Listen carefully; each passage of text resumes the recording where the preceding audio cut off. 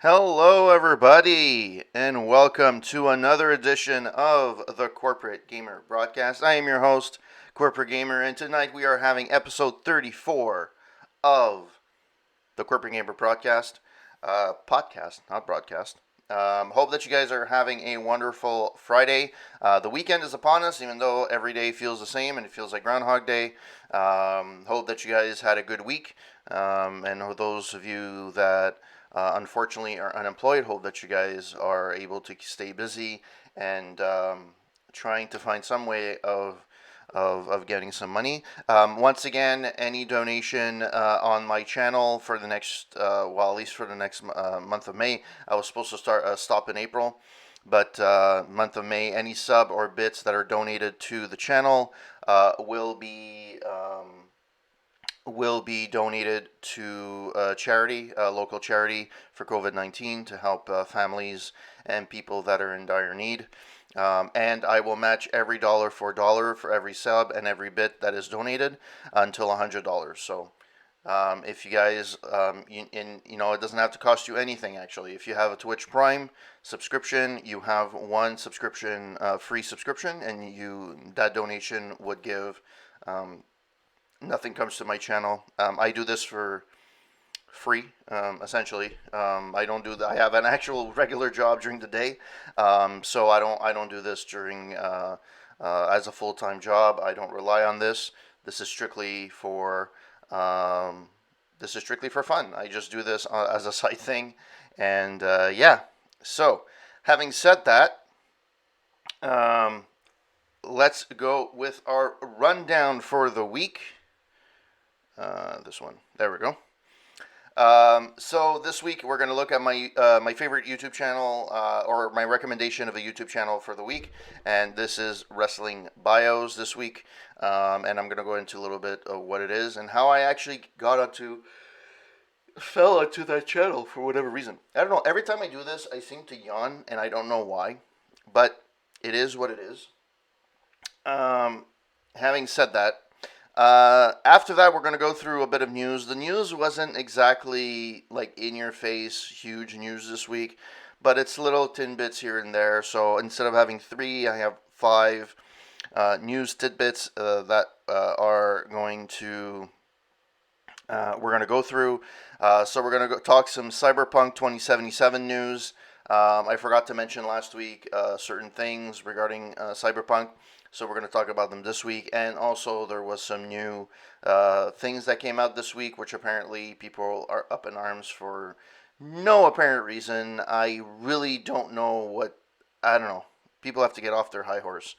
Um, Let me see if I can do this. There we go.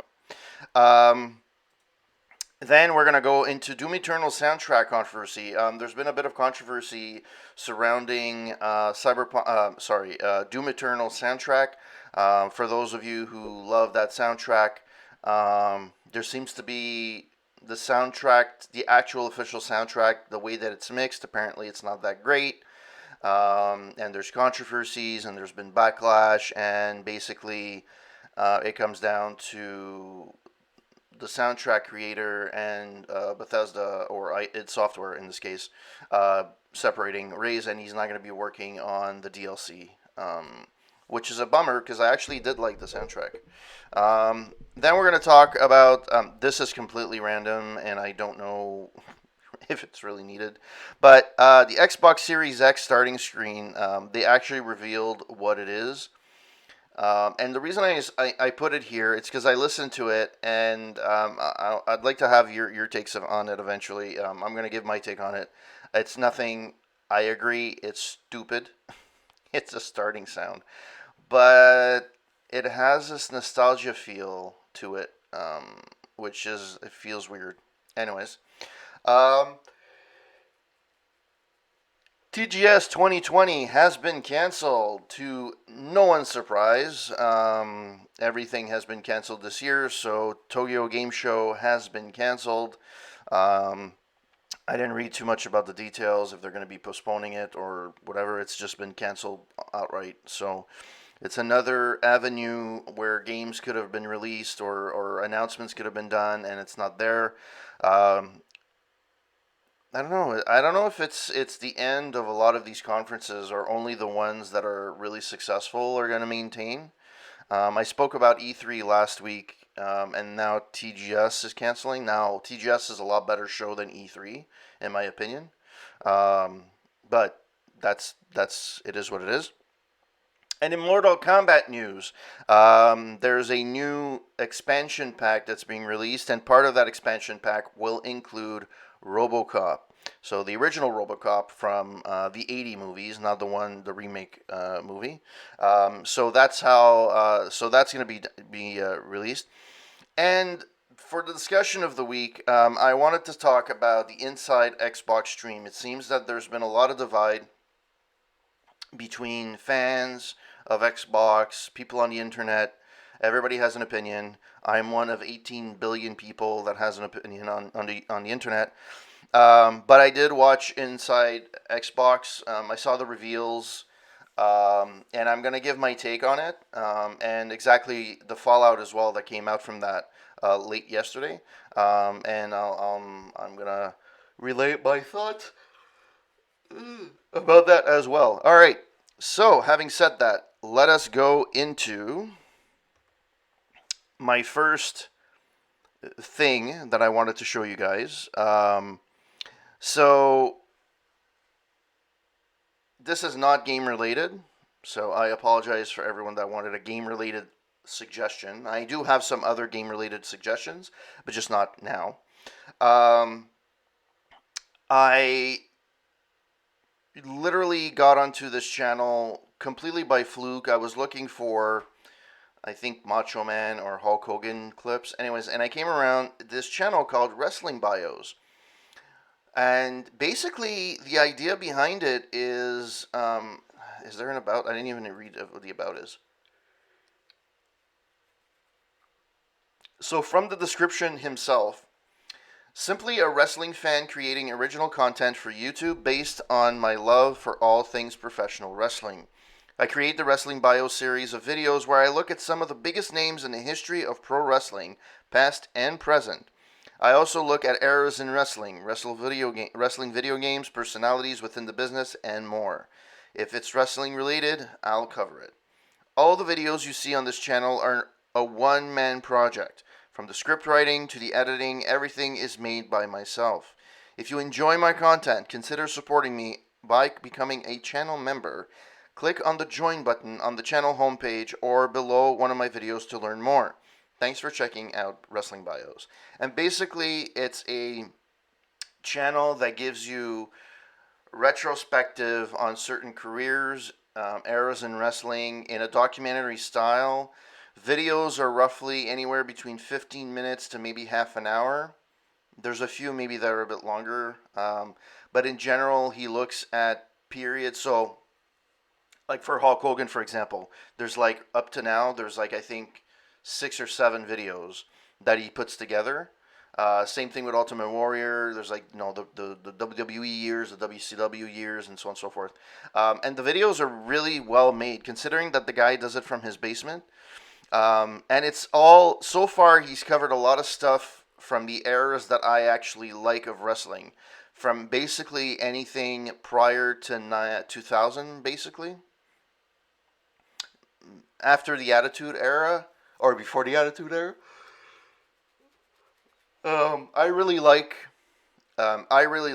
that era. So the Attitude Era with Stone Cold, The Rock, whatever. To me, it's one of the golden ages of wrestling, along with the '80s. There was a dead area like beginning of the '90s, '90 to '94, '95, which was completely dead and nothing was happening for WWF. But I've been a fan of wrestling from NWA to all different the different territories that existed in the 40s, 50s, 60s. Who managed who managed what, who was popular where, and I'm really really intrigued by that. And this guy really puts it in a nice package, various things, and he does it really really well. It's well researched. It's well narrated. Um, There's no footage per se. It's still pictures, but it's really well put together. And I have to give my hats to him. To be honest, this is a channel that deserves to have 3 million subscribers. I know that he's relatively new. He only started doing this by, let's look, olded. His oldest video that's published is a year ago. So he's only started about a year ago. And you see the maturity, like from the beginning, where you see he's coming into his own, and then eventually he goes into he really matures, and it's really really good. He goes to career retrospective, the life and career of Roddy Piper.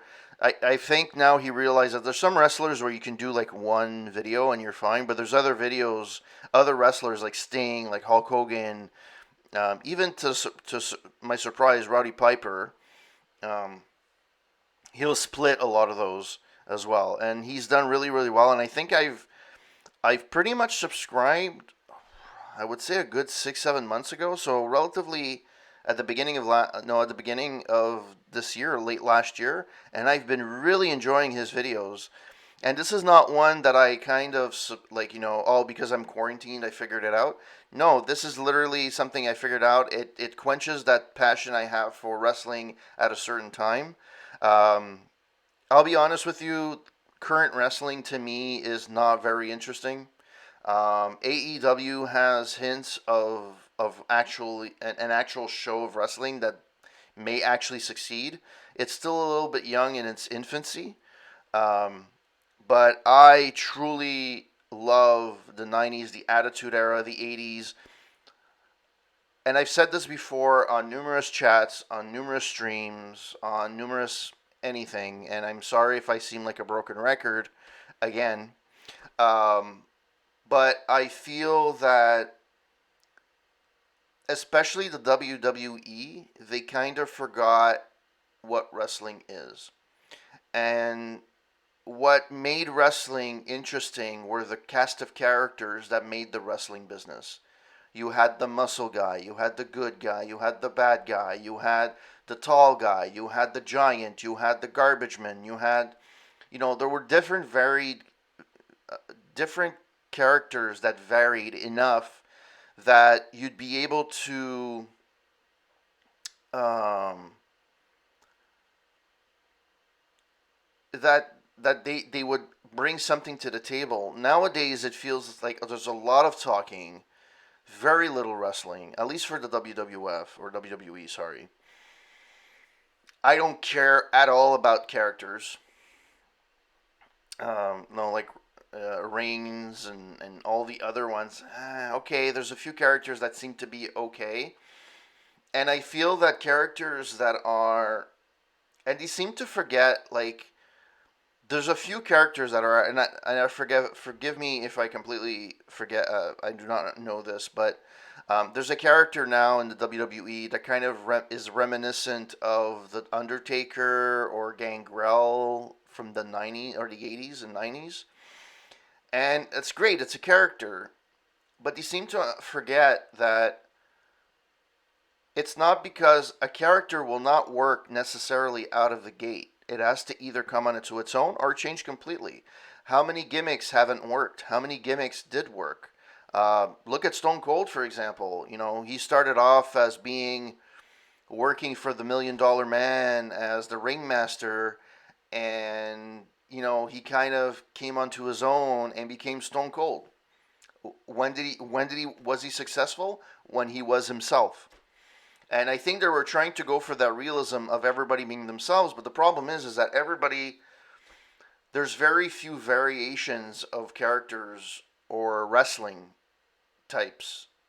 Before you had some guys that weren't muscle men at all; they were just really good tacticians or they were high flying. Now it just feels like it's a bunch of muscle men, and every wrestling match is a Chicago street match, or what used to be considered a Chicago street match.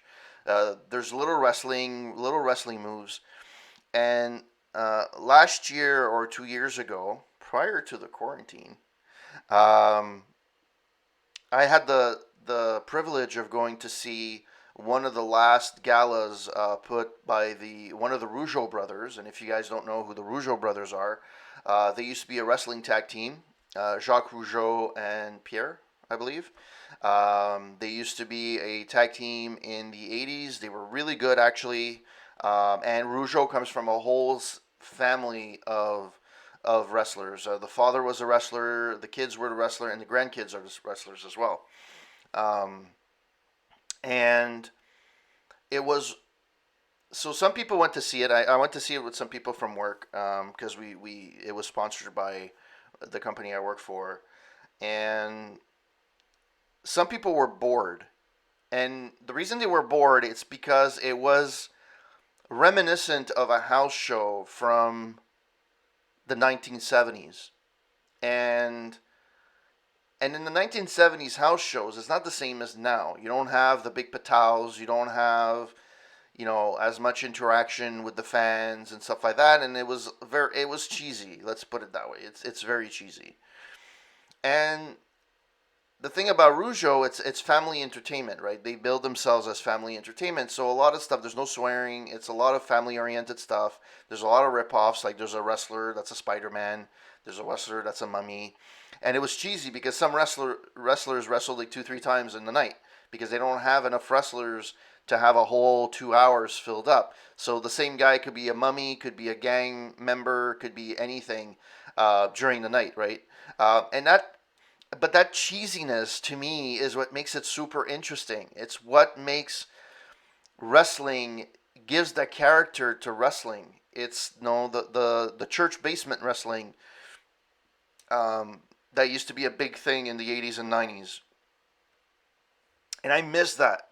Now, if you go see a Raw or a SmackDown, yes, hands down, it's better produced, but it lacks that character. It seems they're going through the motions, and I personally think, at least from the WWE perspective, McMahon has lost his touch. He's getting older. Um, I don't know if Triple H is really the answer to that. The guys that are in the back are still old. I mean, the youngest guy is probably Triple H, but a lot of the guys helping out in the back are still the old school guys. And I think that even the storytelling is really, really dumbed down. It's really bad. The promos are really bad. And a lot of times, and also, we have to understand back when Raw became a 2 or 3, actually a 2 hour show, because even when they expanded to 3, I thought it was too much.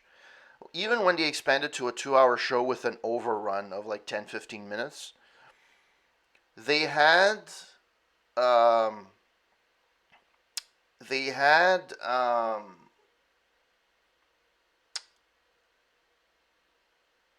enough content to fill that time up. And then they had SmackDown as well, and it kind of worked because they were able to fill that time up.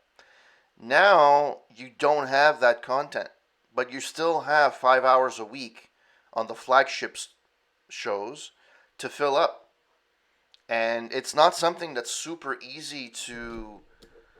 Um, it's not super easy to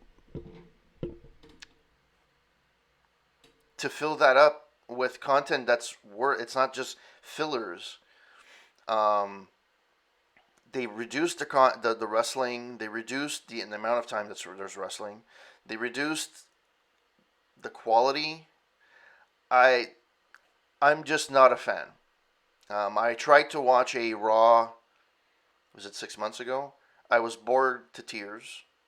SmackDown was horrible. WrestleMania now is like a 6 hour event. It's way too long. Like I understand WrestleMania is an event, like it's a huge event, but does it need to be 4 hours? One of the biggest WrestleManias of all time, WrestleMania 3, was like what, 3 hours? That's enough, even if it's a big show. And also, one thing that kind of ruined it, they started in the 90s with the in your house shows. That's when they started with the monthly pay per views, which made sense at the time. It was the next evolution of pay-per-views, and a lot of the pay-per-views, other than boxing, a lot of pay-per-view buys came from wrestling at that time. Um, and I think it used to be $39.99 or $29.99 for a pay-per-view. But the problem with having a pay-per-view per month, you don't really have time to ramp up a storyline and build. Having a show like or a WrestleMania at the height of WrestleMania, which debatable depending which one you think is the best, of WrestleMania 3, for example, where it was Hulk Hogan versus Andre the Giant, two giants, um, but it had to be built up, and it was built up over a few months. You didn't have weekly shows. You had maybe a Saturday night main event where the storyline would evolve. You had superstar wrestling here and there, but superstar wrestling was more like big superstar versus a no one. So you didn't really see any development of storylines there, um, and you were able to build everything till then. And now it seems that I don't know, it just doesn't work. They don't have enough time to build the hype. Everything's falls flat. The wrestling is subpar. I miss some, I miss, yeah, I do like to have the power moves. I always did, and it's impressive. But I also like to have the tactician, the Bret Harts of this world, where he breaks down Diesel back in the day. When he used to break down Diesel, start with the lower back and then the knees, and then you continue hitting that, and it made it believable, and it made it a match that was entertaining. Not everything has to be high flying. But anyways, that's that's me ranting about that particular point in time and the wrestling right now. But there was a point in time where wrestling was fun to watch, and this channel will pull on your heartstrings and will bring you to the various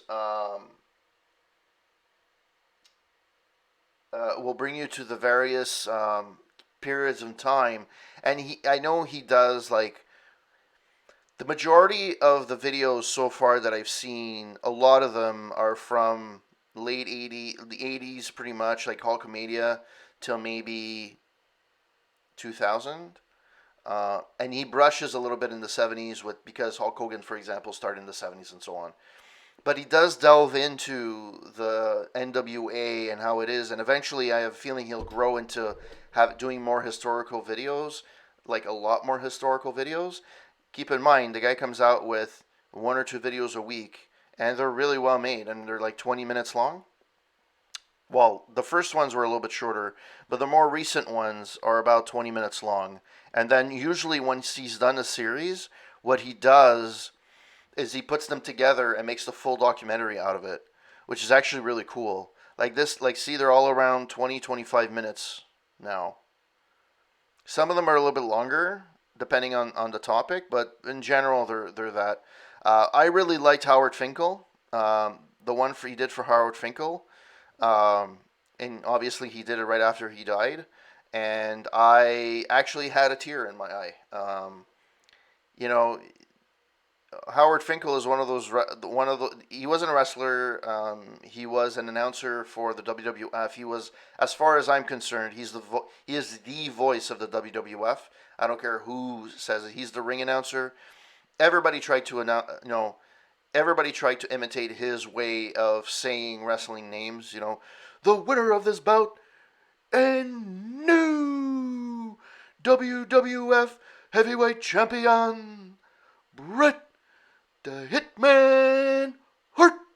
Everybody's done that imitation at one point in time of Bret the Hitman, Hulk Hogan, Stone Cold Steve Austin, Ravishing Rick Rude, Triple H.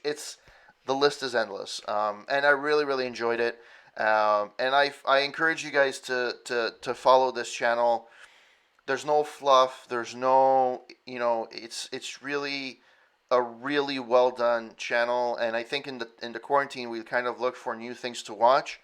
You can binge watch this easily in like a couple of days, um, and I think you'll truly enjoy the content. So that's my take on it. My recommendation for the week: Wrestling Bios. Uh, really worth it. I really encourage you to watch it. And that's it for my recommendation. And that took half an hour. And I apologize for that. Now, on to the stories.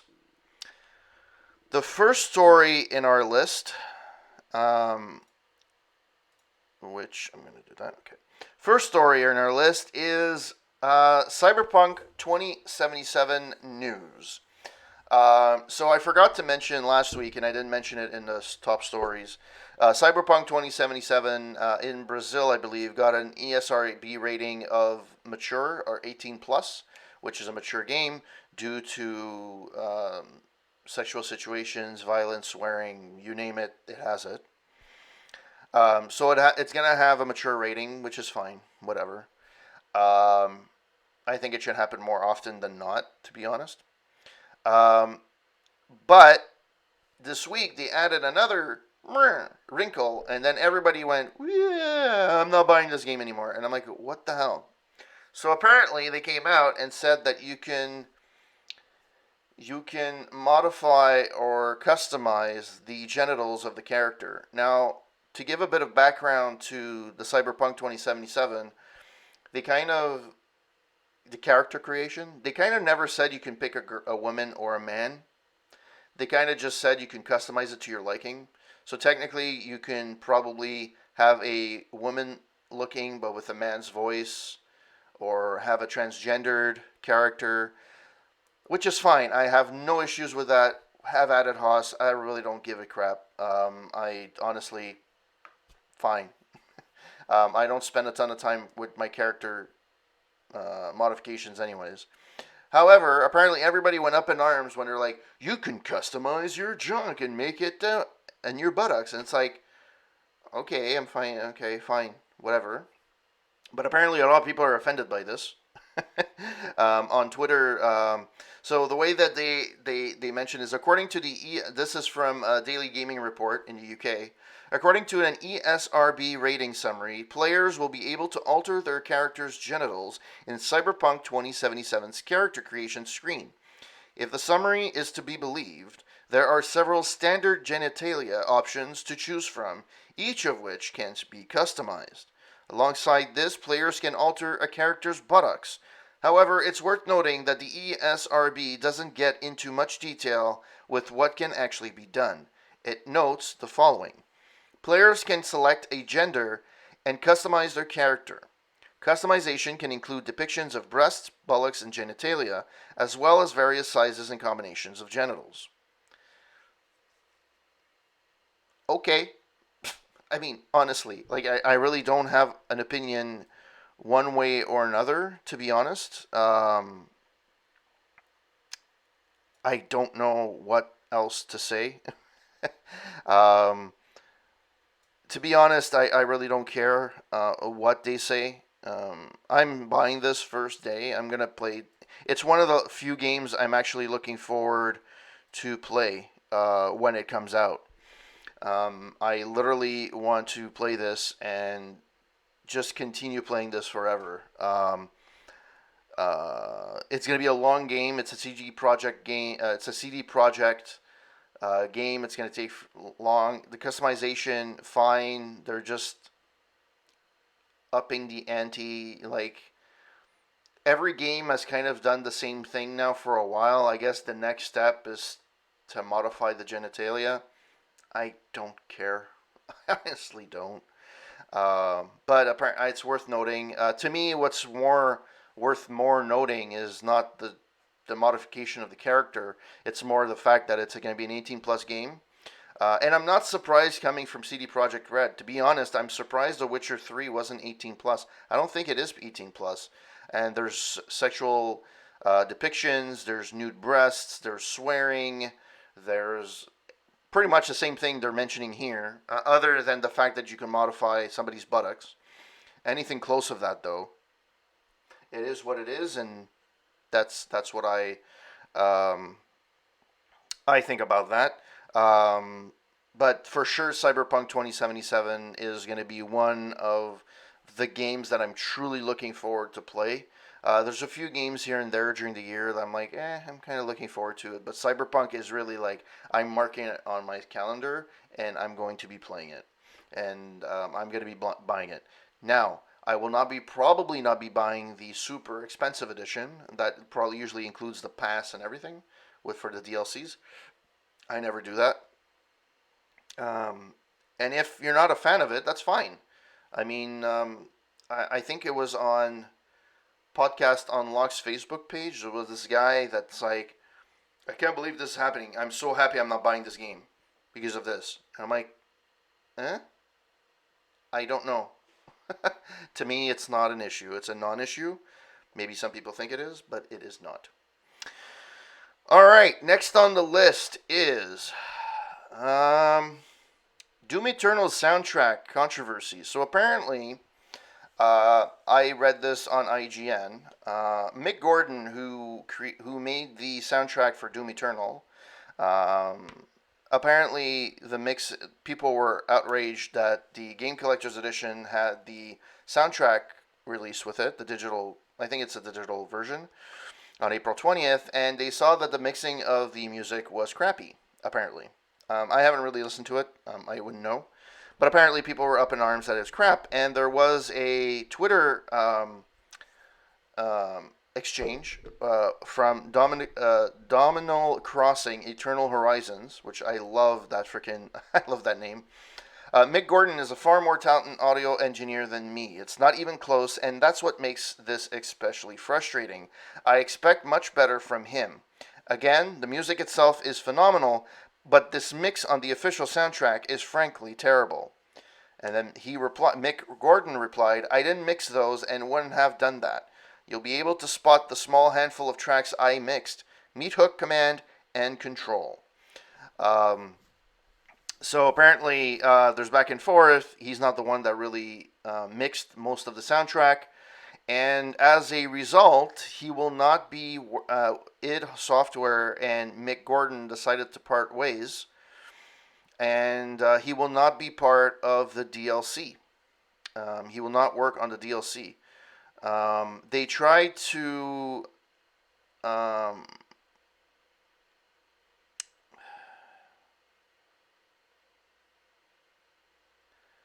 there was a bunch of back and forth with id where with the deadlines and stuff like that, and didn't work out. Anyways, having said that, they kind of split, and yeah, he's not going to be working on that, which is a shame because I actually did like the soundtrack for Doom Eternal, at least in game.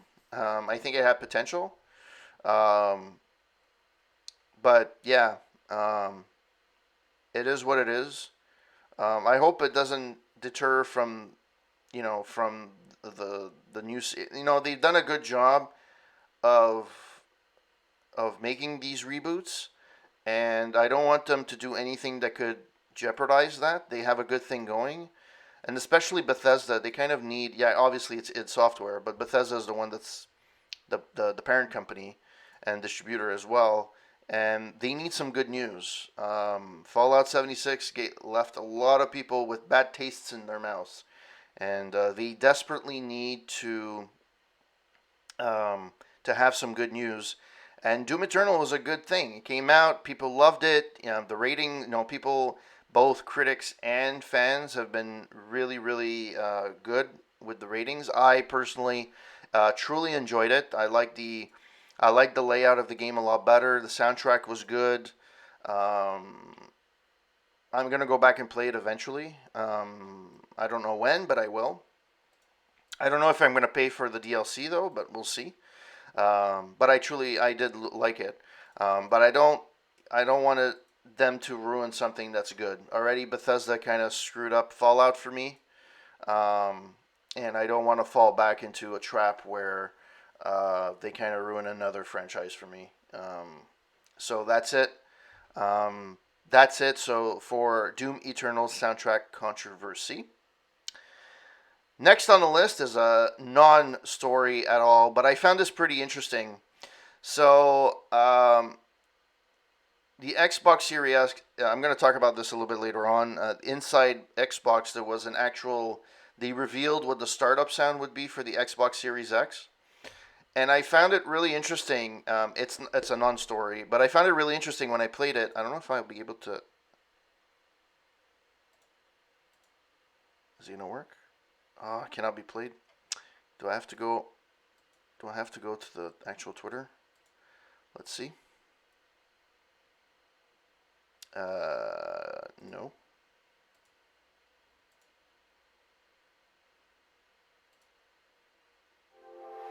There we go.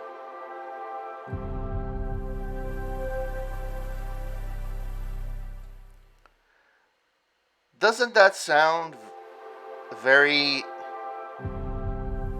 Windows ME, Windows XP, Windows 95 actually? It reminds me a lot of Windows 95. Um, at least the Xbox 360 had that unique intro. The original Xbox had that unique intro. This one just feels like they're rehashing um, old Windows. They're like, hey, this was a thing that we didn't use in the Windows days, and let's use it now. Um, yeah, it has that Windows 95, 98 XP feel to it. And I found that really interesting for some reason. It's not a story. I really don't care what the starting screen is, as long as it works. Um, and yeah, so that's it. About that, that was the only story. There was nothing to it whatsoever. All right, next. Again, not really a story, not a big something that's really been um, a big surprise. Tokyo Game Show has been canceled for 2020, so it's not postponed. It's actually canceled. Not a surprise. Last week I spoke about E3 and what the future of E3 is. I think Tokyo Game Show is in a better position, to be honest. I don't think they're going to fold, but it's an interesting question where I did mention this last time I did the podcast. Where do the weaker conferences go from here? Like some of them that are on the thin line, they were barely making it. How are they going to be able to make it so that they're successful in the future? Um, I mentioned Jeff Keighley yesterday last week about him coming out with the summer of games or whatever that digital thing is. IGN kind of has that thing as well. They came out with their own version of it, which is fine. But I mean, there's no different from any other. Um, it's no different from any other. Um, um, you know, why I lost my train of thought. Jeez. Oh. I was looking at something and I lost my train of thought. That is what happens when you are old. Um, yeah, so I don't know where those. Oh yeah, so the summer of thing. It's the same. It's the same across the board. And I don't know if gaming companies are going to be spending money for a lot of these conferences where it costs money to have a kiosk. It costs money to have the privilege of being able to present and being there. Um, Before you didn't have a choice in a way because it was the only way of doing it. And if you look at 25 years ago, not everybody had internet. Now a lot of people do have internet, and the way that Xbox, PlayStation, Nintendo Direct as well, their digital platforms are going to be just as good to release news. If it's interesting enough, people are going to pick it up. And like I mentioned yesterday, a lot of times things that were getting presented at E3, the leaks came out the week before. It's not as if everything was a surprise. There was no real surprises from a year to year. Number one, um, even the hey Dreamer, thank you for the raid. I am in the middle of my podcast, and where I'm just talking about they're canceling TGS 2020, Tokyo Game Show, and last week I had spoken about E3 as well and what the future holds, and I don't know where. Hey, how's it going, Absolutely. I'm not gonna swear because I'm gonna release this on YouTube, and I don't know how they're gonna react. It's been weird on YouTube.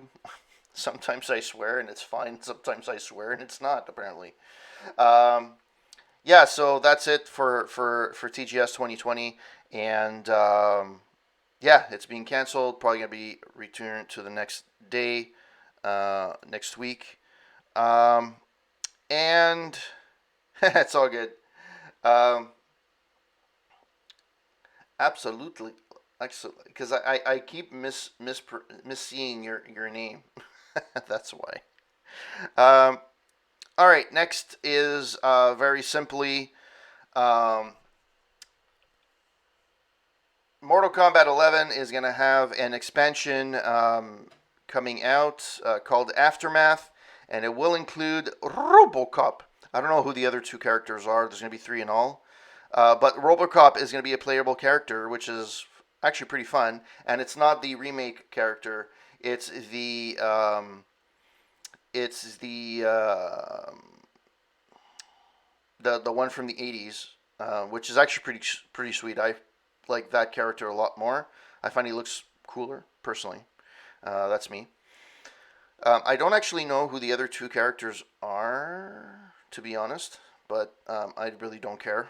To me, what's important is RoboCop is playable, and they already released a bunch of characters like Terminator earlier, and so on and so forth. So this is just another throw in. This reminds me, Mortal Kombat 11 now is kind of reminding me of Super Smash Brothers. Um, Yeah, so it reminds me a bit of Super Smash Brothers, where they keep adding a bunch of characters to it, and that's what Mortal Kombat seems to be at this point. It's just like, who could we add? The problem is if they come out with a Mortal Kombat 12, what are you gonna do? You already released a lot of characters in the 11 one, movie characters, franchise action movies. There's a lot of them, and yeah, so I'm actually pretty excited to see this. I don't own Mortal Kombat 11. I haven't played it. I played 10, which was actually pretty fun, and I think 11 kind of builds on what 10 did. But I'm not a big fan of these types. I don't. I'll play it like for a week and then I'll stop playing it. It's one of those games where I'm not one of those players that's going to play for months and months and months and months. Especially the way my streaming schedule works is um, I have um, um, I have to fix my chat actually on my screen, but that's okay. Um, I have to have like I play a story-driven game during the week. I have my retro stream on Sundays. I have my podcast on Fridays. It's hard for me to have a sustained. I try to play a new game. It's rare that I repeat a game on stream, other than a retro game. So if it's Blades of Steel, for example, I play that numerous times on stream. I played Super Mario Brothers. I played a bunch of other ones, but it's rare. Retro stuff I play a little bit more often. I repeat it, but if it's a story-driven game, I usually try to stick to one playthrough, and then if I play another time, I'll play them on my own. All right. So, last but not least, the discussion of the day, which has caused a lot of controversy. Um, it is the Inside Xbox stream that they had yesterday. Um, so the way that it worked, they kind of had this hour-long stream where they kind of hinted at gameplay reveals, and it wasn't that. A lot of the games that were mentioned, it was in-engine footage, but it wasn't gameplay footage. You didn't see anybody play anything. Um, and um, yeah, so I wanted to talk a little bit about it because I my general impressions in one simple word or one simple phrase, it was disappointing. Hold off. Everybody has that same opinion. Um, but I think it's because expectations weren't met correctly. And they mentioned it was a Xbox gameplay reveal or whatever, and it wasn't really gameplay. They actually the games that they mentioned were actually pretty fun. They mentioned they showed Dirt 5, Scorn, which apparently has been in the works for years. It looked really good. Scorn is a terrifying horror experience reminiscent of Ridley Scott's Prometheus. It is told in a nonlinear structure, and you must explore an unfamiliar world with scary discoveries. It's kind of like Prometheus or Aliens meets what's the other game that was scary? I don't not Resident Evil. It's similar. It looked really gory. It looked really scary. I guess Resident Evil because it's scary and gory, but it's really gory. It's as if it's like those 1980s or 1990s um, you know let's see like horror movies where it wasn't really to make you scared. It was just to make you like, how gory can we make this? That's what Scorn seems. It was very creepy, very weird. Um, it looked good, but I don't know if it's my type of game. Like I'm not a Resident Evil guy. Not because I don't like horror games. I played horror games before, um, and that type of game. But I'm just not a fan of Resident Evil or those types of games. So maybe if this is on Game Pass, maybe I'll play it. But other than that, Chorus, which is like a world premiere. They showed off the game. Chorus was shown during the presentation. Clips of gameplay were brief, but the protagonist appears to have a unique connection to her vehicle, and we see a planet disintegrating. There wasn't much there either. Um, didn't have an attachment to this game one way or another. Madden 21. Okay, fine. I'm happy for Madden. It comes out every year. I don't know. Um, and they also mentioned something in the thing like for smart delivery, which to me, everybody seems to think that there's a line like it's different from any other game. But basically, smart delivery is if you buy it for the Xbox One, it automatically plays on the Xbox Series X when you end up buying the Series X. But I get it that the older generations didn't necessarily do that. Um, but I mean, it's kind of, I guess it avoids you from playing the game twice. But then it would be the same thing as being, or the game releasing on Xbox One and then um, being backwards compatible. Now, what they're saying is because the one that's enhanced for Xbox Series X, you'll have the enhancements with that. You don't have to pay for an extra code. You don't have to pay extra cost or anything. So um, that's the way it is. Um, give me 1 second. This is bad for a podcast.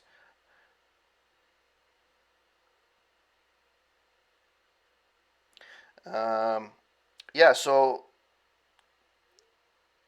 Um, the so basically, yeah, Madden. I really don't care honestly. And the smart delivery, that's fine. I'll be honest. I'm probably gonna buy a Series X. I didn't buy an Xbox One X. I have an S from my cousin. She bought it and she didn't play it. They ended up buying a PS4 Pro, and she didn't find the games on there very interesting. So it became my streaming Xbox, and and yeah, so that's that's it. So I skipped the Xbox Series, Xbox One X. They really have to get their naming conventions fucking straightforward. This is confusing as shit. But anyways, um, so I'm probably gonna buy the Series X when it comes out because I did skip the X, and I actually want to to do that because I don't. The problem is the reason I didn't get the X is because I don't have a 4K TV, and even if I buy the Series X, I won't have more of a 4K TV unless one of my TVs actually breaks. I won't be able to actually play anything or see it in its true native resolution. The problem is that I um, the problem is that I want to play the games in the best manner possible, and I've noticed the difference between just the S and the original one. A lot of new games that come out now, if you play them on the Xbox One, the original Xbox One, they have trouble. Like sometimes you're playing them and they're stuttering. And I thought it was the game that was having the issues, but then I had that with Assassin's Creed Odyssey. I've had that with a few other games where you saw it was chugging in some places, and then when I started using my Xbox One S, I noticed that disappeared. So it means that the games, although they're made for the Xbox One series of games, of Xboxes, it doesn't necessarily run that well on the original hardware. You're better off with an S or an X. So in this case, I'm going to be doing the same thing. If I want to play, obviously, I'm going to be playing this on the Cyberpunk 2077 on the S. I'm hoping that it holds up.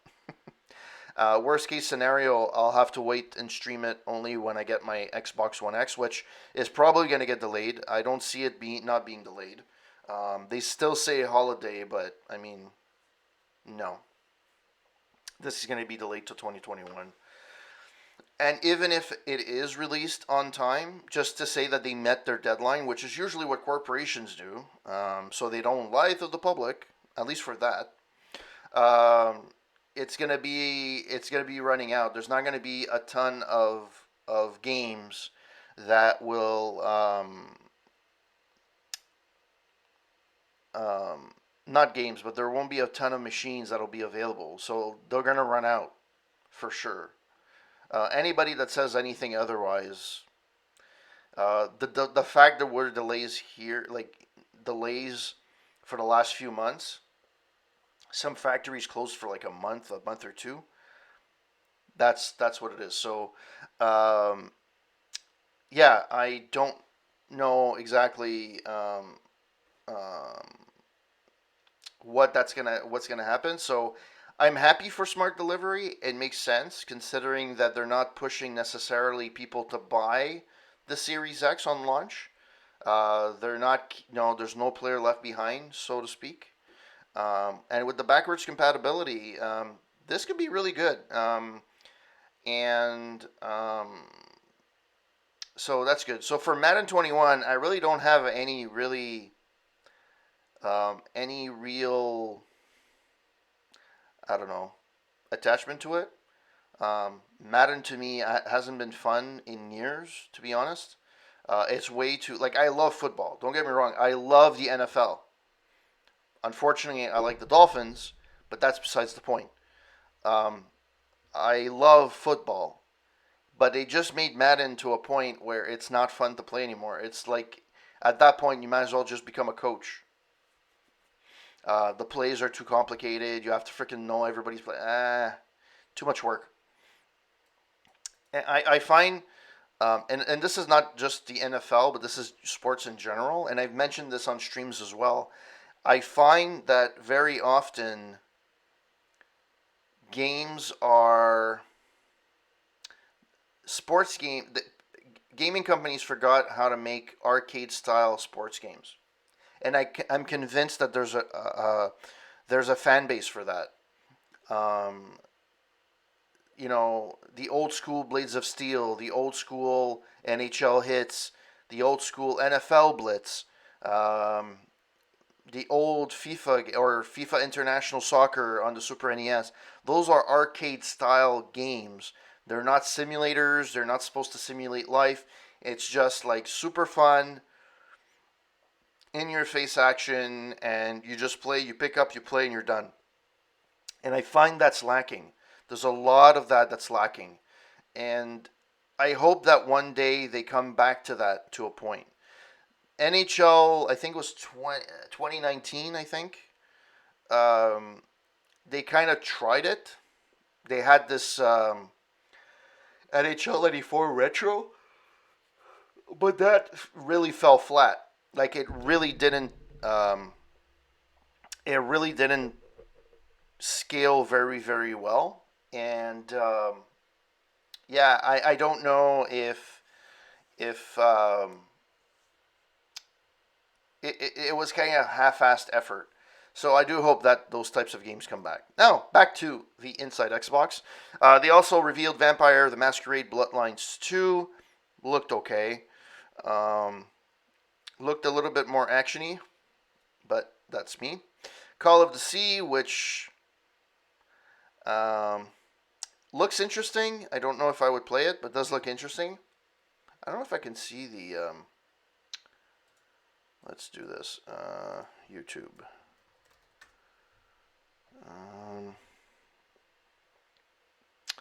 What was it? Call of the Sea?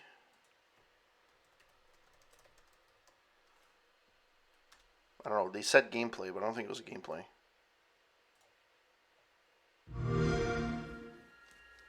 Oh, Harry. What have you done? I've traveled so very far to find you.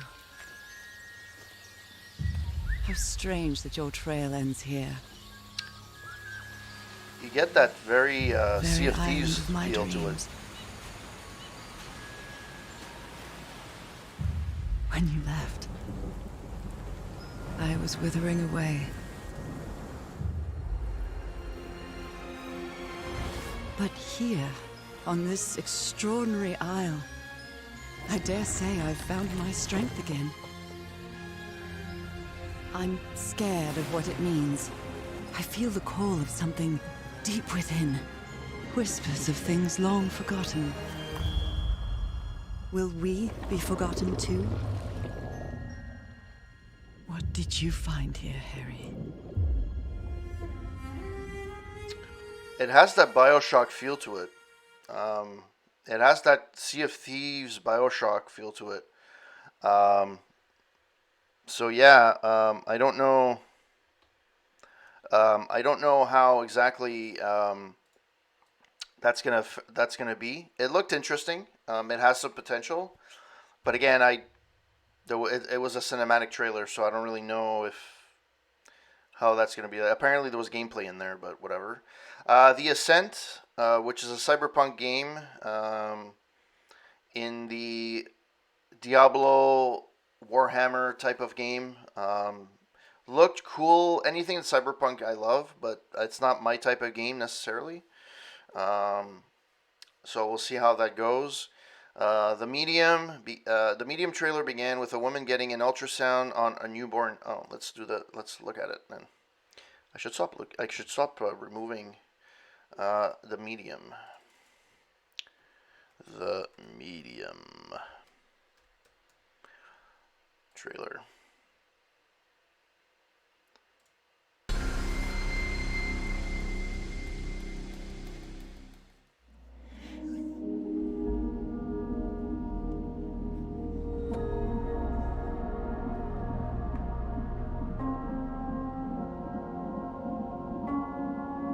That looks freaking good, I have to admit.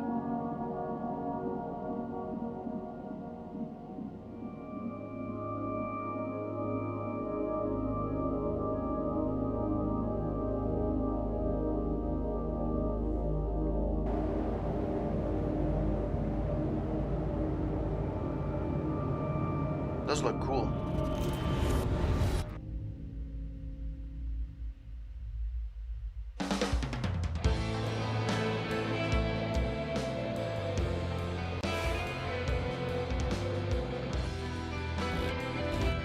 If you have a trailer, you need to have a close-up of a mustache. It's very important.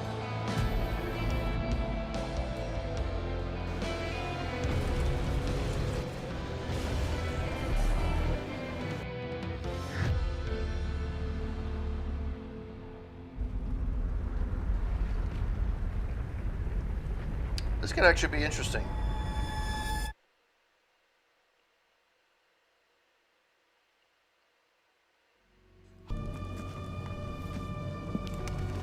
Oh, this is another trailer. Two trailers in one.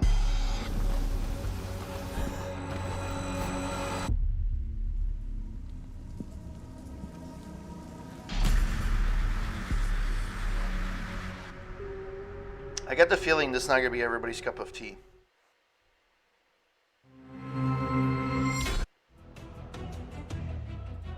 So that is it for that. Next on the list is Scarlet Nexus. Trailer as the non-Bandai Namco featured enemies called the Others, who cannot be hurt with traditional means. Trees are sprouted from their heads, and only with special psionic powers can the OSF organization save the world. Scarlet Nexus.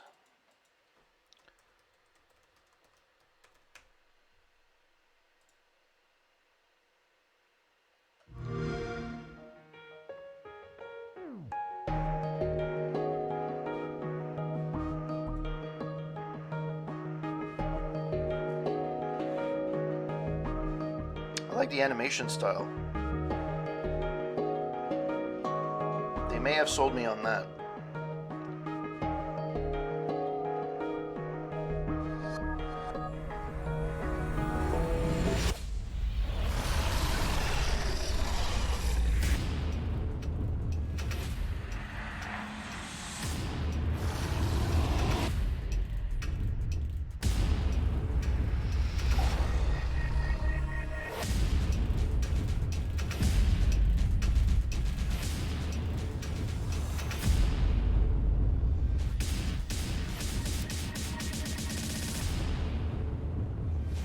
I'm Yuito Sumeragi.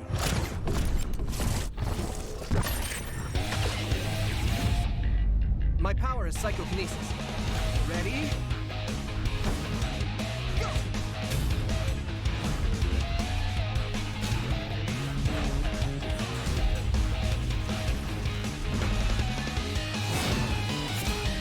It's cool. At least the potential is there.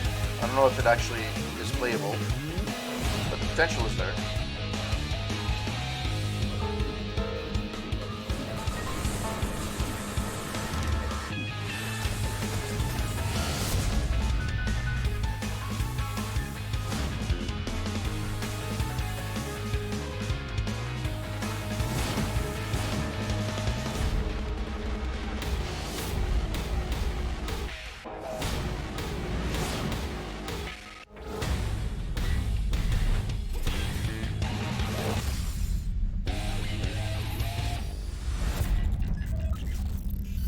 Yeah, it looks pretty cool, actually. So yeah, that's there. That looks pretty cool. Yakuza, that looked fine. Assassin's Creed Valhalla, which we already knew was getting released. And there was...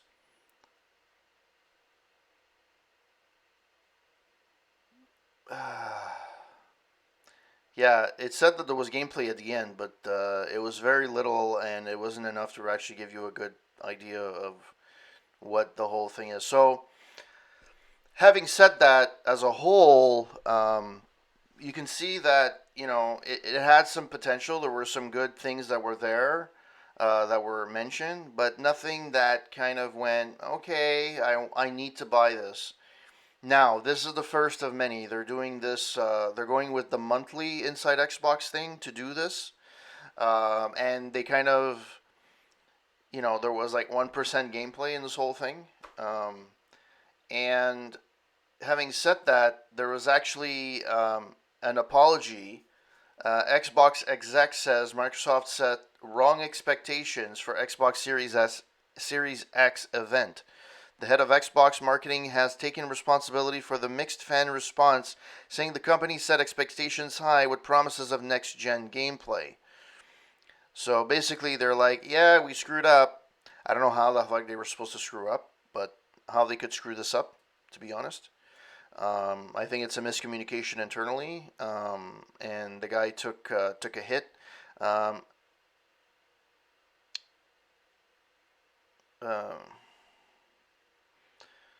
so technically, it wasn't wrong, but Aaron Greenberg kind of went online and goes, yeah, we fucked up. So you guys expected more, and we didn't deliver. Having said that, so as I mentioned before, overall, I think this was a quite of a disappointment from a gaming perspective. Um, there were good things that were shown off. Don't get me wrong. Like Scorn, although disturbing, looked really cool.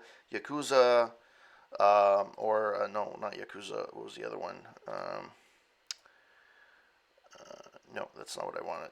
Not that.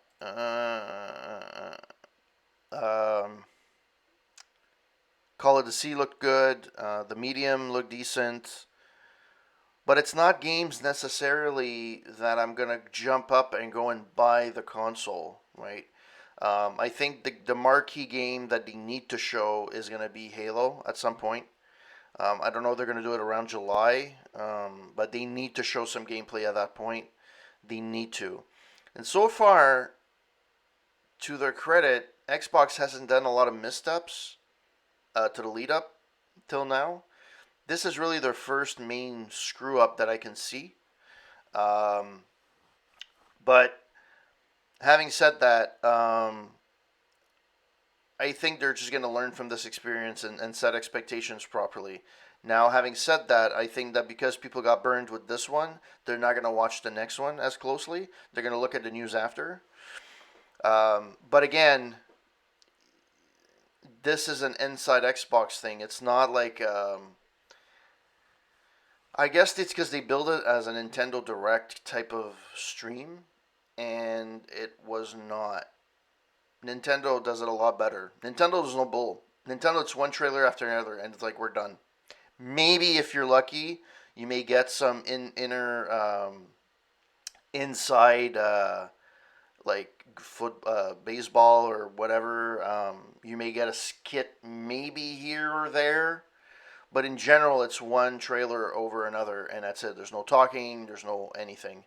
So yeah, and then I watched IGN, and they were like, they said they were disappointed, but if you listen in the overall general feel of it, they were like super positive, and I'm like, I understand kind of where they're coming from. Um, Usually, as much as I love Ryan McCaffrey, usually he's on the ball, and usually he's more he's very Xbox focused, but he's honest in the sense that he'll call out bullshit if it needs to be called out. And I feel that in this case, he kind of, yeah, he didn't really say it was really bad. He kind of just said, yeah, well, there was good things that were revealed, and I'm like, yeah, okay, whatever.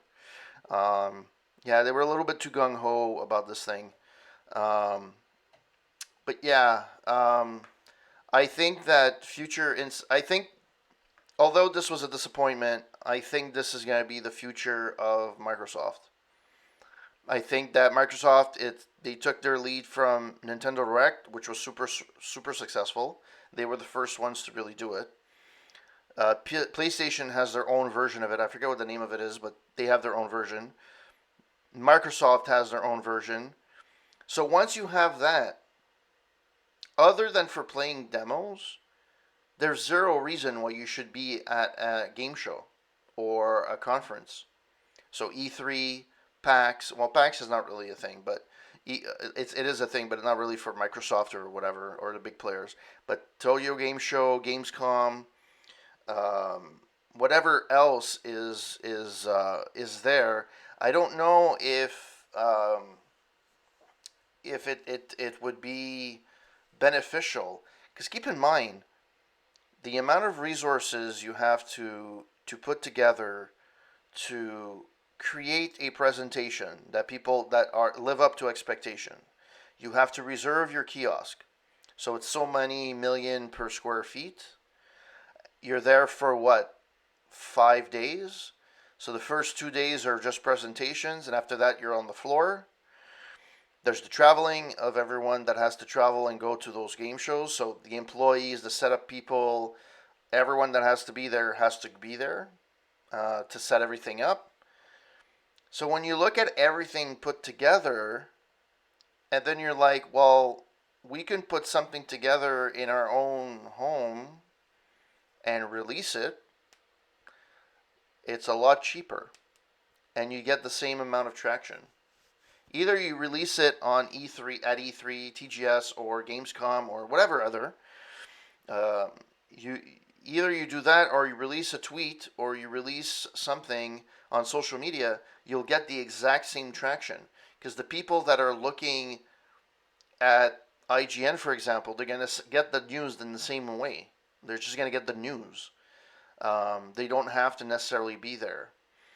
Yes, for somebody that's old school, I could understand why they appreciate being there. They appreciate being at the venue and being there live and listening to stuff live. The feel is different. It's the same idea as if you when you go watch a movie at a movie theater, right? There's a different experience when you're sitting in the movie theater than when you're watching the movie at home. Some movies are worth to go watch on big screen, others are not. And for me personally, most movies are not worth the $20 or the $10, whatever, even Cheapy Night. They're not worth going to see the movie at a movie theater where there's people talking. You can't see what the fuck you're doing if you have to go out and come back in. You can't pause the movie if you have to go take a leak or whatever. Um, to me, it's much more beneficial to stay home, make myself popcorn at home, homemade popcorn, and sit in front of the TV. And if we need to walk the dog and we need to pause it, we can pause it, go walk the dog, do what we need to do, come back and continue the movie. Um, this is the same thing. Uh, for me, as a regular player, a regular gamer, I don't consider myself a great gamer, but I think I'm more of a gamer than the average. But I'm not a super, in your face gamer. To me, I'll get my news from YouTube, my gaming news from YouTube, IGN, GameStop, not GameStop, GameSpot, um, and whatever I can get. I have a news feed. Usually, I look at two, three different sources to see if it's actually true, and that's it. And I'm there's no reason for me to go physically and pay money to go and stand in line for the potential of maybe playing some demo of something. I'm not media, I'm not VIP, I'm not anything special. To me, it's not worth it.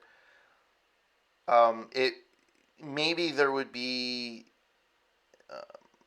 it would be worth it to maybe meet some of the voice actors that I truly admire, or somebody that's a creator, a developer that I truly admire. But I mean, what are the chances of me doing that? And if and even I do that, I have to spend money. So if anything, I could probably afford to go get one thing signed, but probably I wouldn't have the time to do everything I need to do. Plus, I have to pay for a hotel room, which the price is always skyrocketed because there's always there's no vacancies, and it's the time of year where there's a bunch of conferences. So when you factor all that in, travel, hotel, paying to be on a conference, um, you know what? I'm going to stay home. And especially now in the new reality, which anybody that says, regardless if you believe if this is a bad virus or a good virus, whatever the case may be, regardless of what you think, how things are done is going to drastically change. It's already starting to change, and it's going to be drastically changed. I think conferences, physical conferences, it may be a thing of the past. It may very well be. I'm hoping that it's not, because I think that there's some kind of human interaction that needs to be there. But I don't think that, you know, for example, if you look at PS5 or the Xbox One or the Xbox Series X launch, there's going to be pricing that's going to come out at one point. Now, most generations, I don't know about this one because the price hasn't been confirmed, but in most generations, companies usually eat the the deficit initially to get hardware out the floor, and then they make it up long term, right? So you recoup the funds third, fourth year of the generation. Um, so if you're doing that, you want to save some money. So in this case, we've heard Phil Spencer saying that they're kind of they had he didn't say carte blanche, but they kind of have the exec teams okay to do what they need to do in order to be aggressive. But this is money back in their pocket, and I know it sounds like it's peanuts, and it doesn't count, but it's you know if you have a presence at they have a presence at Gamescom usually. Let's say put that at $5 million. I know that for E3, I know they own the building, but they need to pay for the kiosks and stuff like that inside the show floor. So let's say put another 5-10 million there. Then whatever, let's say for every other thing plus marketing that they have to do. So put it at 20 million. That's 20 million back in your pocket. I know that it's and plus all the employees you have to pay and all everyone that you have to, it when you start tallying up the amount that it costs, and I think no, conferences were good for the big boys, right? The Bethesdas of this world, EA, even though the EA backed out the last few years, PlayStation, even though they backed out the last few years, but you don't have a rinky-dink studio that's going to be on stage. Like, it's rare. The only time you see that really is at the PC show, and the PC show is boring. Boring. My God, the last few years I watched the PC show. Oh my God. It's like, kill me now. It's fine to see new things coming out, that maybe some indie games that are coming out, but it's not at the same quality level as a Microsoft presentation or a PlayStation one or Bethesda one, even though Bethesda, yeah. um, but at least they put the money. They have money, and they're putting the money on stage, and you have to pay for that. You have to pay for the privilege of that. Now the level playing field is a little bit more even, in a sense that on social networking, yes, you have more followers than other, but it's a platform that everybody has access to. It's not limited to an indie versus somebody that has a lot of money. Social media is for everyone, good or bad, regardless if you know the pros and cons. It's for everyone. So indie developers can easily promote. Um, and in case and point of that is this year I played a game, an indie game that came out 2016, I think, called Kathy Rain. It's an old school point and click, um, super fun game. But I found it out. I think so. I remember saying on a podcast that I watched the video first, and then I went to see, and it wasn't. I saw a tweet from the developer, and I forgot who retweeted it or whatever, and I found it, and I'm like, oh, this is interesting. 8-bit graphics, um, really, really well made, really interesting story, really old school, police quest type of game. Really, the only game I can kind of attribute it to is Police Quest 1 and 2, maybe. Um, 8-bit style. The only difference is the old games that weren't voiced. This one was voiced. Super amazing game for $20. Hands down, one of the best games I bought this year. It wasn't a new game from this year, but it was the best game. But I found it out from Twitter, and it was before the quarantine. It was before everything turned to shit. Um, but having said that, I found a game that was really, really good. And there are other games out there as well. I can find them on Twitter. I don't have to. It doesn't have to go through a PlayStation or a Microsoft or a big player in the industry. You can find some good indie games, and some really good ones. And I like the fact that social media, to a point, it levels the playing field a little bit more for those that don't have the funds to go and promote it at a big event. You need to have deep pockets, and a lot of these places don't have deep pockets. Um, Yeah, so let me know what you guys think about Inside Xbox. I think the future is, although this was disappointing, but I think it's an over. This is a minute point over a longer, a bigger picture where I think you're going to start seeing a lot more of those releases of videos and streams from various companies, and it's going to slowly be like, okay, we're releasing something, or on YouTube you're going to have a premiere that's going to go. If you follow that particular channel, there's going to be a premiere. This is going to be um,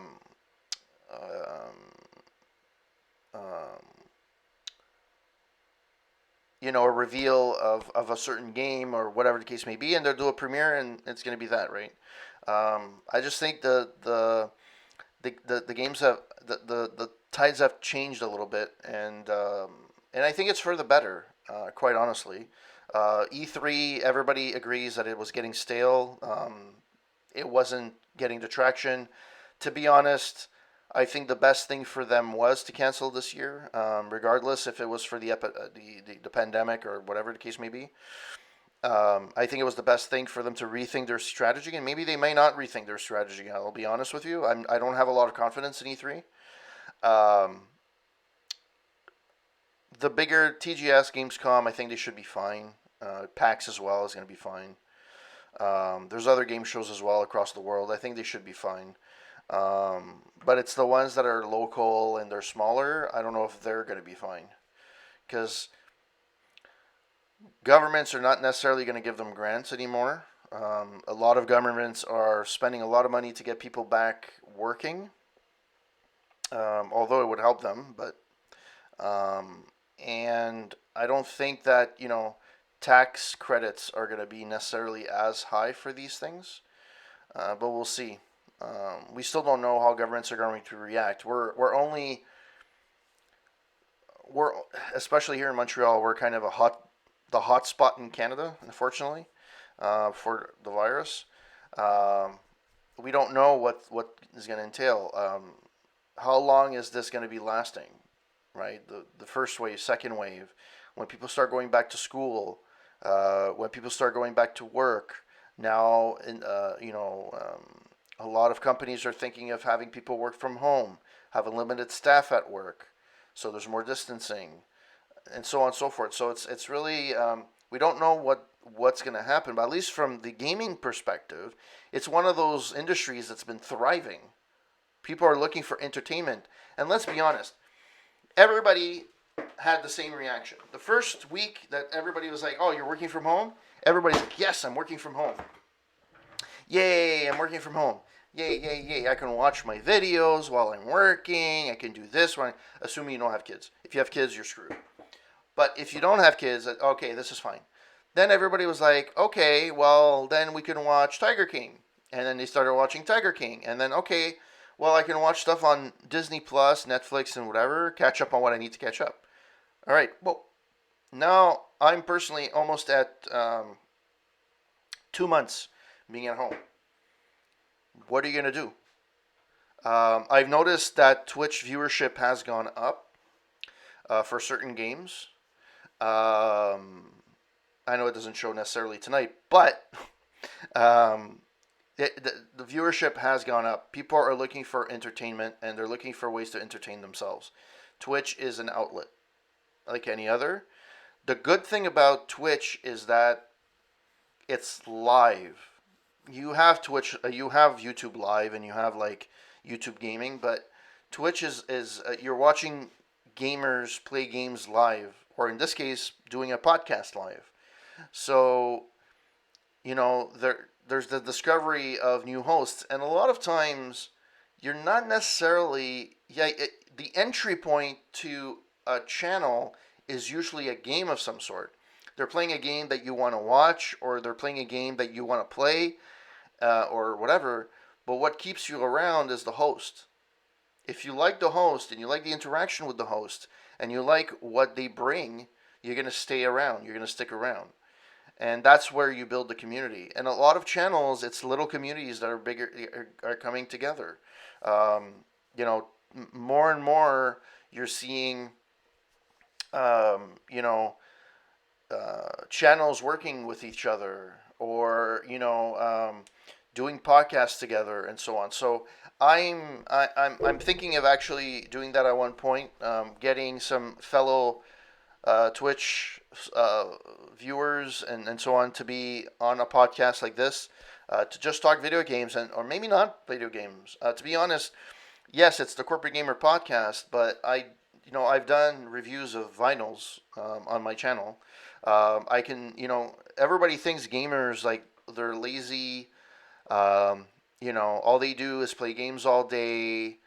And to be honest, the ones that the people that stream 8 hours a day, they don't really make that reputation go away. But for most of us, the majority of the people that stream, yeah, sure, Lone Wolf. It's, you know what? It's the easiest thing ever to get into podcasting, and I'm eventually I will be getting some requests, and we'll do some. I just have to figure out how to set it up because I've never done a multi setup podcast, but either through Skype or through Discord or whatever. But having said that, it's something that's really interesting, and you can talk about anything. Um, you know, and the thing is that today's day and age, you have like we're gone are the days where you have three network TVs and that's all you have for entertainment. In today's day and age, regardless if you have a sports channel, a gaming channel, an entertainment channel, everybody and their grandmother has an opinion. And I'm a victim of that. This is where I go. This is what I'm doing, right? But this is my channel, and I do this as a side gig. I work full time during the day. I work 9 to 5. I'm a programmer by trade, and I do that as a full time job, and that's my priority. I stream. I try to stream 2 to 3 times a week, plus my podcast, plus my retro night in Canada. Um, Sometimes it's not feasible. There's some days I'm just like super tired and I can't do it. That's the danger of doing it part time. But a lot of the people that I know and that I follow, they just play games for the fun of it, and it's fun. And it's fun to see them play. I've Dreamer is one of them. Dreamer's Arcade, and I think he used to be CP Sketch, I believe. Um, he does art, which is really cool. Plays retro stuff. Oh yeah, sure, no problem. Yeah, do that. I should set my Discord up. To be honest, I don't really have. I have one. I have Discord, but the problem is I never use it, and I find it annoying because there's like a bunch of messages coming in, and it's like, I don't want to use it anymore. Um, so this whole thing started with Inside Xbox, and basically the whole idea is everything is going online. The physical presence of having to go somewhere, the cost that it takes to go somewhere, I don't think people will find it valuable anymore. And I think they're going to stay back and do. There's going to be a few journalists that are going to go. That's fine. You'll have the IGNs of this world and so on. But in general, people are going to stay home and watch it. There's a lot of people that stopped going to E3. There's a lot of people that stopped going to other game shows because there's no point. Um, you can get the same exact information. Same thing for CES. Cool. I will check it out as soon as I can. Um, and yeah, so you know, I think this is great, and I think that I'm a relatively small channel, like I mentioned numerous times, but I enjoy the people that come to my stream and chat it up. There's not everybody that follows me. I usually follow them, and we didn't do a follow for follow. We didn't do which I hate people that do that. That never works. Um, follow it wasn't a follow for follow, but I ended up following somebody, and they ended up watching my stream and they liked it and they follow. And I'm the first one to always say, If you don't like the content, don't follow. I don't care if I have one follower, but if that one follower doesn't like me, there's no point. To follow for the hope of following somebody else doesn't work. The worst one I've ever seen is sub for sub, which I don't understand. If I sub to your channel and you sub to mine, how am I making money? I don't understand that one. At least follow. There's no money exchanged. Um, so yeah, Lone Wolf. Well, it doesn't make sense. It makes no sense. So if your goal is to make money, so a lot of these guys, they want to get the new emojis and stuff like that. So you get like 15 points, and after 15 points, you get an emoji that's unlocked that you can use. Okay, I get it. But if I'm gonna make money, at least I want to make money. Now, in this case, in my channel, in the last few months, I've donated whoever subbed in bits has gone to charity. So I haven't made any money on this channel. But logically speaking, if you are affiliate, I don't think I'll ever make it to partner. But if you make it to affiliate, you can sub. Well, if you can sub, that's fine. But why would I, unless you really like the other person that sub, that and gifting subs. I don't understand gifting subs. There's 3 people that gifted me subs. I never went to their channels. It's random people. How they found my channel, I have no clue. I don't know. And I got a bunch of gifted subs, and I'm like, I don't care. I understand it's to discover the channel. I get that. But no, it doesn't work. If you support the channel, you support the channel, and that's it. You like who you like, and that's it. I have a handful of people that I do support. I support everyone that's on I've gone on Dreamers Arcade's channel numerous times. Lone Wolf, I haven't gone in a while to yours. Psychosis, Kenny, I've watched. I've watched a lot of Kenny recently. You don't have to. You really don't have to. And again, this is like, and I've said this before as well on other podcasts and my streams as well. I've always been a fan of smaller streams. The only one that I follow that has a lot of followers to this day, I think, is still Kilgore Trout. He has like a ton of freaking followers now. I started following him at 250 followers, and I continue following him, and I like this content, and I continue to follow him. I watch him ever so often. Not as much as I used to, but I still follow him ever so often. But he's the only one. A lot of channels that I follow have anywhere between, actually, CoinOp, when I started following him, I think he was at 4 followers, and he made it to affiliate a month ago, right?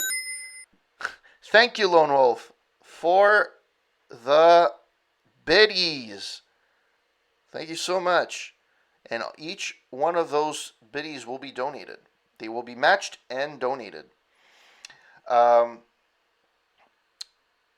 So yeah, I like smaller streams, and the reason why I like those, the bigger streams, they kind of go all over the place. There's like 20 people chatting. The chat just keeps going up. You can barely follow anything. And the whole idea of you chatting is to have a communication with the host. But there's so many people chatting, you can't really communicate with the host. It's just not possible. And it's just not that great of an experience. However, for a smaller channel, like for example mine, we have we have a few viewers, and oh sweet, we have a few people chatting, and I can communicate and I can answer your questions as they're coming in. It's easy. It's a lot easier. Same thing for other channels. The smaller channels, you can have that connection with the host. Here, when there's a lot of you have, I don't know, Some people have 3,000 viewers. I don't know how they manage. Some of them just remove comments altogether. Yeah, that's that's original. I would have to check that out to see how that works. Or maybe if you have your old VODs, I can check that out to see how that is. But and also it's difficult to be a big channel. I find when you're a variety streamer, or it's harder to get that unless you're a niche. So for Kilgore Trout, for example, his niche is retro PC gaming, most of it. Um, all right, cool. I'll check it out. And he does a lot of different variety streaming, but it's PC 90s on the original hardware, and it's really cool. But he has that niche. Most people that have big jump like Ninja, he streamed two games in his whole lifetime. I think it's mostly Fortnite. That's where he blew up. But he used to stream Halo. He used to be a competitive Halo guy. Um, there's a lot of the big ones. It's like Fortnite and PUBG or Modern Warfare or Call of Duty. Okay, fine. Um, League of Legends as well. So it's easier. Like it's because the audience knows what they're getting with that channel. I'm assuming, and that's why they kind of and they like the game as well. So they kind of are more attracted to that. As for me and my channel, if you look at my collections, you look at my previous videos, I'm a true variety streamer. I stream anything from retro, from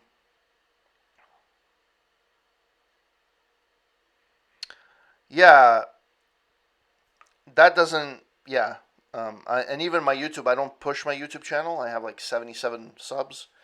I don't push it. It's just my video repository for when I write my reviews.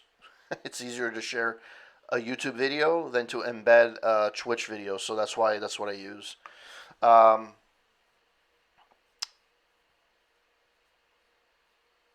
um, what was I saying? Anyways, all that to say, I like smaller channels. I think it's more intimate. I think it's fun. Oh yeah, I'm a variety streamer, so I stream everything from in television, ColecoVision. I have my RetroPie. I have the original hardware for NES, Super NES, Genesis. I have my original hardware for ColecoVision. I have. I've played retro PC games. I've played newer stuff. I've played retro stuff on newer machines to compare. Um, but that's fine. It's rare.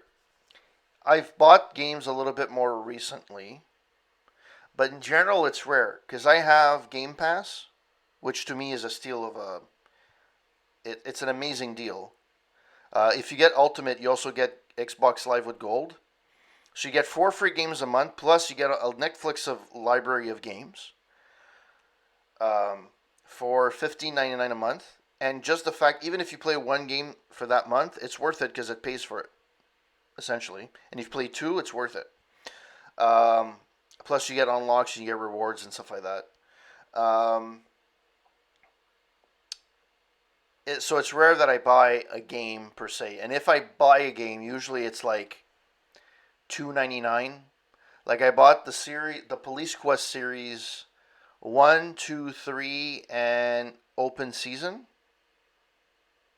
and 1 and 2 or 1 also has the remastered version. I bought it for I'd like to say $9.99 on GOG. Yeah, it's kind of why I stopped playing Stream because Steam I used to buy like a bunch of games, and then they would be like, uh, I would buy a bunch of games. Oh, they're super cheap, and then they would die there. I wouldn't even play them. I would have to go back maybe and see what my library would have, but it's not worth it. The way that I stream right now, I have my Xbox beside me, and that's basically what I have. And also at one point I'm gonna put this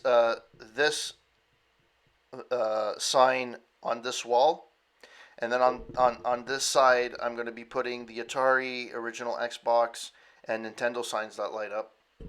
So I'm gonna have that right over here, and we'll see how what if I'm gonna have any. There. Um, yeah, I don't have a gaming PC. My gaming PC is my MacBook Pro, which is dual boots in Windows, so I can play older games. But to be honest, for all newer games, I usually just play Xbox. I don't want to deal with the fact that some cards work, some of them don't. Um, Compatibility issue, driver issues. I just don't want to have the headache. I used to build PCs for the longest time. I just don't bother doing that anymore. It's just the way it is.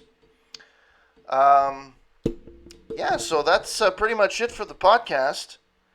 Um, you guys rock. Thank you so much for passing by, spending some time on the stream. Yeah, you can get a decent PC. The thing with PCs too is that you can get a decent gaming PC for relatively cheap. What will determine if it's going to work long term or not is just the components. Some of them it's going to be a year and it's going to die, or if it's a good, if you buy invest early, you can it can last 6, 7, 8 years if you really want to. It's a lot better than the 90s. The 90s used to buy a PC, you walked out of the store literally, and it was obsolete. Like that's how it was in the 90s. It was insane. And that's one of the reasons why Crisis couldn't play on anything. You had to have the highest end, but nobody did. Even if you bought it like 6 months before it released, you didn't have a powerful enough PC to actually play the game. It was insane. Nobody could play Crisis. And to this day, I don't understand why people like Crisis is a beautiful game, especially for back then. It's an absolutely beautiful game. Everybody panned the story. Nobody liked the story. They thought it was a boring story. So I don't know why they're remaking the original Crisis. Um, I guess it's to bank in on the name, I guess, the notoriety of having it. I have Crisis 3, I think, which was a free games with gold.